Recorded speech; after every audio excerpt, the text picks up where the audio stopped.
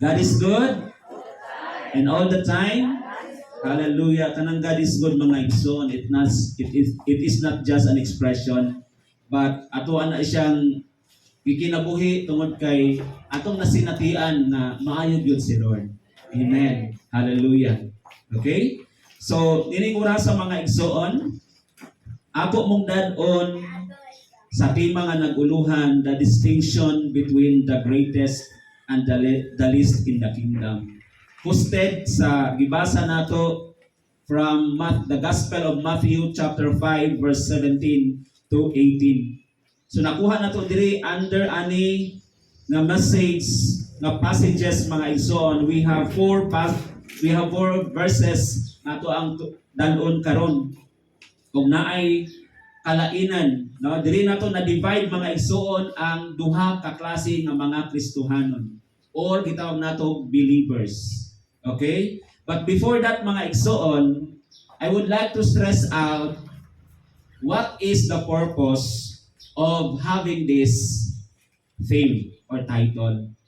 Ang purpose ani duha lang gyud ka purpose mga igsoon para nga sa atong pagpangalagad sa Ginoo, we are serious enough to serve Him. Kay basig sa ato ang kaugalingon lamang nga makaarita sa church okay ra, makapray ta o dili okay ra pod, no? That means na naagoy weight ang ato abang pagpangalagad sa Ginoo. Kay damo natong hugton ang atong pagtuo, damo natong hugton ang atong mga bakos tungod kay naanata sa pinaka-crucial nga dapit.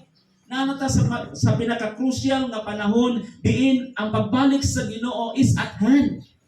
Hapit na gyud mga igsoon. Kisabay gipang atake karon sa kaaway. Ato na dinungog ganiha nga ang purpose sa kaaway ni ari sa kalibutan is to steal, to kill, and to destroy.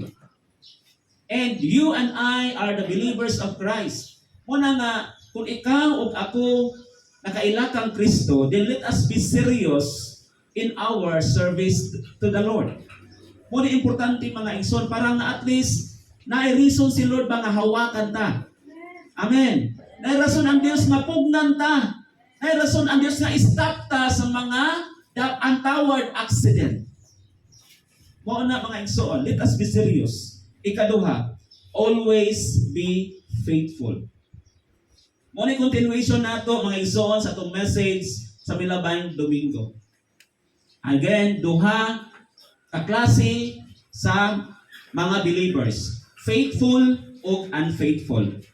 Kining atong pagka-faithful, wala ni siya nag-measure sa kada adlaw ta o kada Domingo ta ni ari sa church. It's not being measured.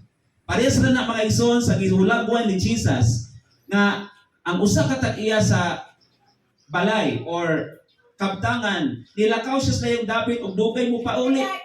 Asa man na measure ang faithfulness dito? Even in the presence or out in the presence or wala ang presensya sa iyang amo, still he or she is doing at work. Na? Sige siyang trabaho bisang wala iyang amo. Mo na measurement sa faithfulness. Dili na pasabot nga tungod kay hapit na mo balik ang Ginoo, isa pa ta mag-faithfulness. Isa pa ta mag-seryoso sa atong pagpangalagad. No, it's not. Let us maintain. Muna niingon dito San Pablo, let us work out our salvation. In this way, we are measuring our faithfulness to the Lord. Muna yung purpose mga igsoon. Kay batsing nakaingon ka nga, musimba na kurong adlawa, kay importante ron, mayo akong lawas, musimba ko. Pero kung dili na ko, kung naalabad akong ulo, di na ko musimba. No, it's not. So mga igsoon, let us evaluate, sumala sa gisulti mga igsoon, mas shallow ra kayo na ang atong mga rason. Pero unsa gingon sa pulong sa Ginoo? Verse 19. Busa ang dili magtuman sa bisan labing gamay bahin. Take note, mitang labing gamay, iurata nga 1/4 or 1/8. Ang 1/8 wala nato natuman mga igsoon, then ang atong pagpangalagad questionable. Hello? Right? busa ang dili magtuman bisan sa labing gamay bahin sa kasuguan ug magtudlo sa uban. Take note, magtudlo sa uban. That means nga kay gitudloan, gi-share nimo ang pulong sa Dios. And then pagtudlo sa uban sa pagbuhat sa ingon, mahimong labing ubos sa kingharian sa langit. Mo na nga dili ma-measure ang atong pagkamatinud-anon kung sige tang ga-attend sa church. It's not end there. Wala mahunong diha. Pero ma-measure ang ato ang pagkamatinud-anon sa Dios kung nagtudlo tas kabubuton sa Ginoo. Ano din nato i-compromise ba kung ato nakita nga sayo, wala gid nato tudloe ang ato ang igsoon. Di ba kung mga matay na sila, mayon tag ikaw may mauna. Kay dili ka pangutan-on sa Ginoo, kay dili ka paninglan sa Ginoo. Remember na kung wala mo siya masultiha, ingon ang Ezekiel, ikaw mo'y paninglan sa dugo ni anang tawhana. Kana kung usara, pero daghan sila. In fact, you know, nga sayop ang ilang gibuhat, pero wala nimo sila suta sumala sa gisulti sa Biblia. Muna gipasabot ni Jesus Christ. So sa ato pa, wala ma-measure ang atong pagkamatinud-anon kung wala gyud tay absent tibuok bulan. Wala nato na basihiya. Sayo lagi kayo ka bro. Sis, sayo kayo ka.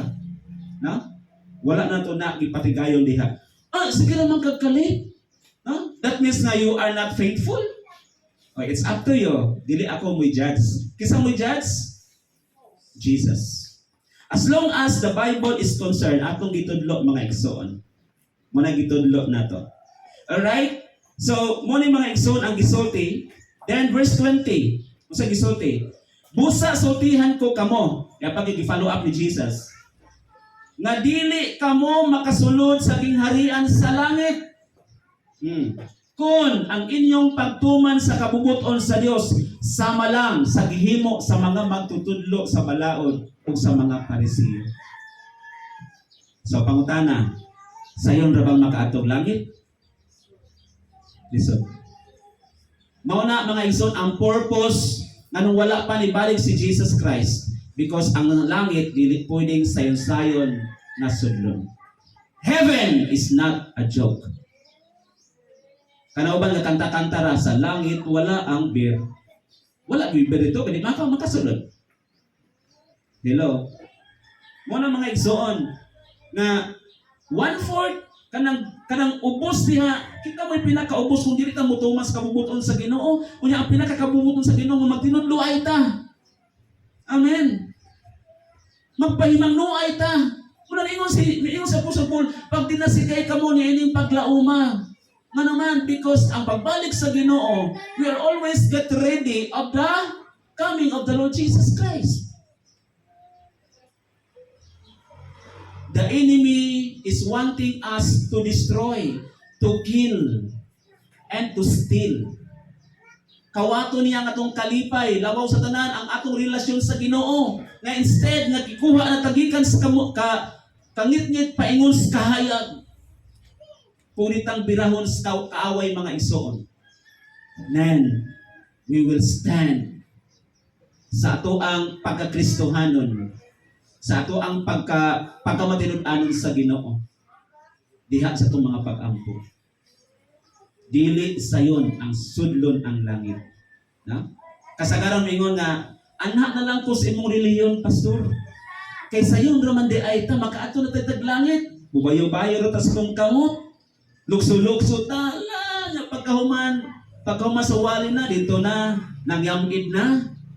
Wali naman. Pero mag-praising gani, Allah, grabe, di paningot. Grabe, wagas. Pero kung siya na lang usa, dili gani makabayaw siyang kamot. Hi. Sounds familiar? Yes, it is. Kung mga igsoon, diri ni passage karon, let us know our stand.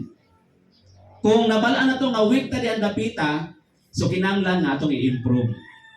Diri ko nga week, so meaning murag dili kayo ko prayer, so akong tasan-tasan akong prayer.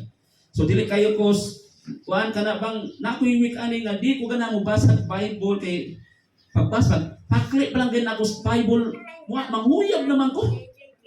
Ha? Sounds familiar? Makarelate ba? Yan, nami kay ng Bible mo basa ka kay mo sleeping pills ba? Nami man ikatulog mo basa? Amen. Hallelujah. Let us discipline ourselves. So, din dapitan mga igsoon, according to Matthew chapter 5, 17 to 20, it is been stated mga igsoon, according to their faithfulness. So, sa ato pa, 17 to 18, na measure di ay ang pagkamatinud-anon nato diha sa Ginoo, ang mga kasimbahanan mag-determine ang mga alagad sa Ginoo, ang mga anak sa Dios ma-measure ang ilang pagka-faithfulness, ay ilang pagka-faithful sa Dios by being faithful also sa word of God. John 1:1. Gusto tayo yung John 1:1? Na? In the beginning was the word, and the word was with God, and the word was God. So kung ikaw na malandong sa pulong sa Ginoo, that means you are hearing from the Lord. Nakadungog kas tingog sa Dios. Even nabasa nimo ang hunahuna sa Dios. Nganoman, ang imong pagkamatinud-anon na measure sa imong pagtuman sa pulong sa Dios. Kay ang pulong Dios. Amen? Hallelujah. Then, ang mga magtotoo, bisan pa ang mga believers, or mga magtotoo mga believers, ang mga kasimbahanan, na-divide ni siya into two classes in the kingdom of God. Ha? Nakabalo naman siya nga, i-accept naman niya si Lord ug iyahang personal nga manluluwas. Ha? He got baptized with and immersed into the water. Right? Mga ritual lang ni siya mga igsoon. Ha? Kanang atong pagbaptize sa tubig mga igsoon is not an indication that you are saved. Dili. That is just a public declaration na ikaw ni sanong sa panawagan sa Ginoo. Pero wala na rin assure diha na luwas na ka. It is a demonstration nga nahitabo as an event of history nga si Jesus Christ also was risen from the dead. Nga ikaw patay na diha kang Kristo. So kung ikaw patay na kadiha kang Kristo mga igsoon, dili na dapat ka maminaw, dili na dapat ta maminaw kung unsay sugilanon sa kalibutan. Amen. Kay kung maminaw ta sa sugilanon sa kalibutan, someday this will use it as a bullet. Gamiton ni siyang bala aron ikaw ug ako mapahamak. Kitang mga Kristohanon, murata og naglakaw sa lubid. Kasi na kay naglubid. Pisit. Ha? Nga sa imong paglakaw diha, kinanglan ka nga di ka mawad-an sa balanse. Kaya kung mawad-an ka sa balanse, kung sa may mahitabo nimo, pwede kang mahulog. Naanak ka untas tunga-tunga, sayang. Di ba? Sayang ra kaayo. Pero wala ta kaabot dito sa unahan. Nga naman, ang atong paglakaw, kinanglan natong i-check and balance every decision kung kini makaatag bag kaayuhan sa akong kinabuhi. Susunod sa Born to Praise TV channel. The scriptural churches and its faithful members, okay, mga sakop, alright, who have come through persecution and are faithful to the word of God. Thanks for watching. Please subscribe, comment, like, and share.